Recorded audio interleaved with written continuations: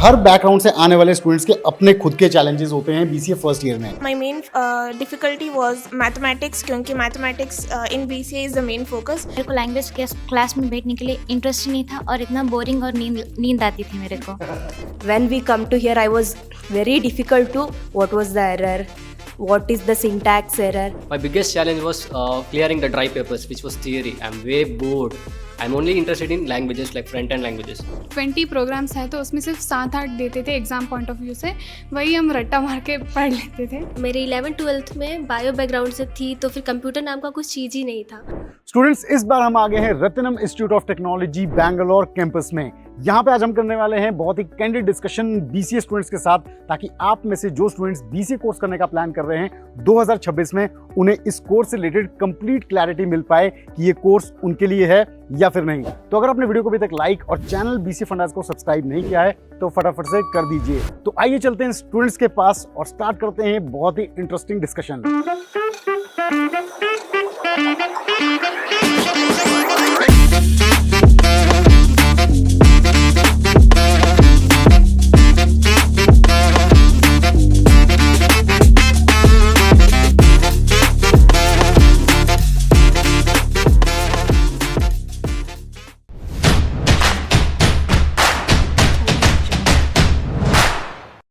To get free career counseling, check the link in description box and pin the comment below.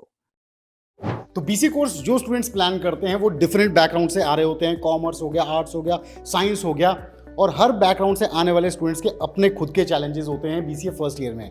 तो आइए BC के students से जानते हैं कि ये किन बैकग्राउंड से आते हैं और इनके वो क्या चैलेंजेस रहे जो फर्स्ट ईयर में इन्होंने फेस किए। आप बताओ, 12th बैकग्राउंड क्या था, क्या चैलेंज फेस किया फर्स्ट ईयर में, ताकि बाकी स्टूडेंट्स को भी पता लगे ये चैलेंजेस आ सकते हैं और कैसे उन्हें सॉल्व किया आपने। हाँ, तो मैं कॉमर्स बैकग्राउंड से हूँ। मेरा computer was my main subject, तो कंप्यूटर्स में मुझे उतना ज़्यादा कुछ प्रॉब्लम नहीं था। My main difficulty was mathematics क्योंकि mathematics in BCA is the main focus. अगर तुम्हें AIML कुछ करना है तो maths is the most important thing in your course. आपको बेसिक्स भी आना चाहिए होता है। If you are a person who is someone doing science, तो उसमें ऑब्वियसली फिजिक्स केमिस्ट्री सब होगा, उसमें मैथ्स तो बहुत ज़्यादा होगा। तो that is the thing which will ease you to come for BCA. And the second thing was time management, because direct college level से degree को आना is one of the thing where you have to focus more on self study. तो self study करने से whatever जो professor सिखाते हैं वो it will be covered whatever on the day to day basis you cover it. So self study is one thing that you are supposed to do on everyday basis to cope up with the subjects. Cool. So mathematics was a challenge, and time management. Earlier you were dependent on parents at home. Everything was done. Right now you are in college, right? So time management हो गया. Maths कैसे solve किया? Yeah, maths तो मैंने बहुत ज़्यादा practice किया था. To be honest, I would usually stay at awake till midnight, till 3 or 4 o'clock to just practice.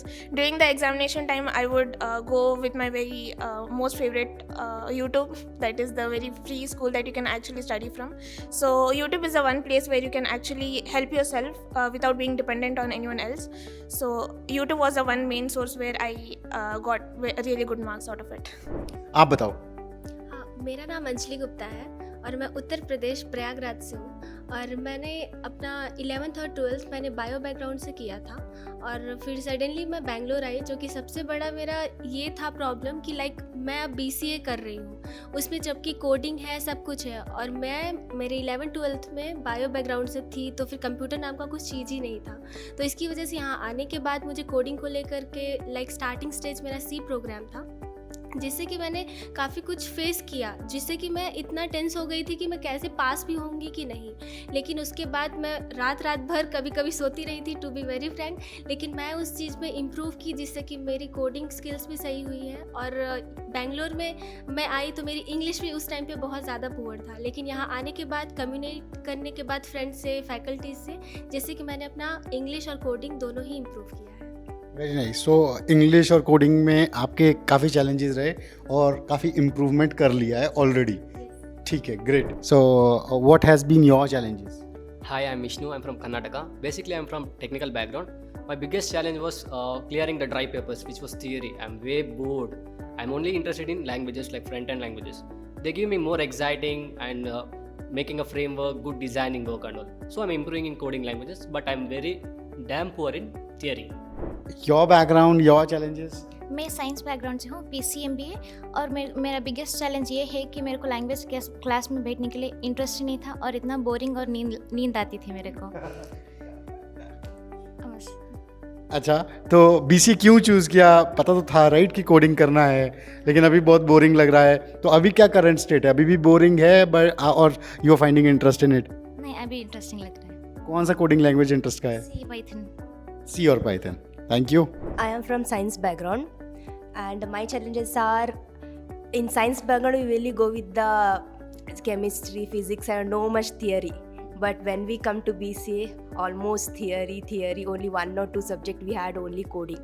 And in coding also in PUC we has to only like in lab purpose only we has to practice. If any errors will be, the teachers will come and they will tell this is error, solve it. That's it.